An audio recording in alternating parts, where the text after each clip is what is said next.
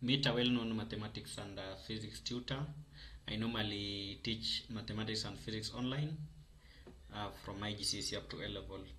So this is distance. Then we have what is termed as the displacement. The other one, this one is displacement. So I want to give the difference. When you talk about distance, distance is just the measure of two points. So we calculate the distance by multiplying speed times time.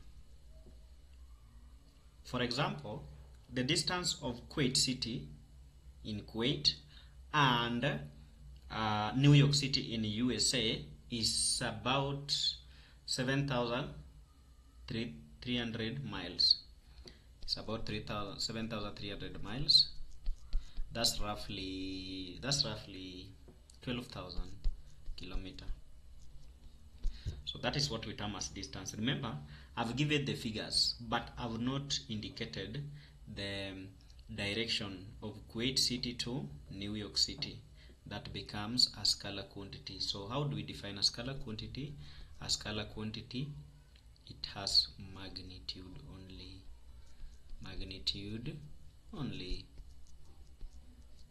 How do we calculate speed? Speed is also a scalar quantity. Speed is calculated by taking distance all over time taken. Distance, you take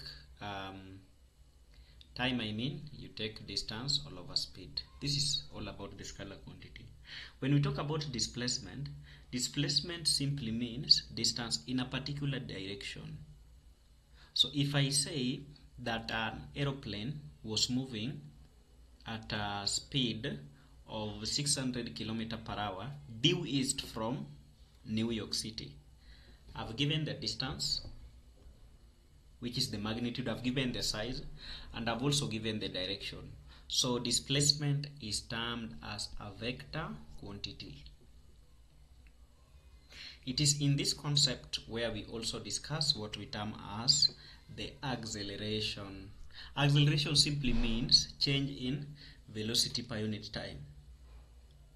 How do we calculate velocity? Remember, velocity is just speed in a particular direction. So I can say, but in most cases normally given in meters per second, not kilometer per hour. Again, we need to know how to change kilometer per hour to meters per second. How do we do that? Changing kilometer per hour to meters per second, we multiply by 5 all over 18. This is not a guesswork. For more information, contact me on how we are getting 5 over 18. Remember, we are converting kilometer to meter. We know very well that 1 kilometer is 1,000 meters. We are also converting hours to second because it is kilometer per hour to meters per second. So hours to second is 3,600 seconds make 1 hour. So we take 1,000 divide by 3,600. If you simplify it, you get 5 over 18. That's why when we convert kilometer per hour to meters per second, we multiply by 5 over 18. But if you want to understand it into finer details, you can always contact me for assistance. V squared is equal to U squared plus 2AS.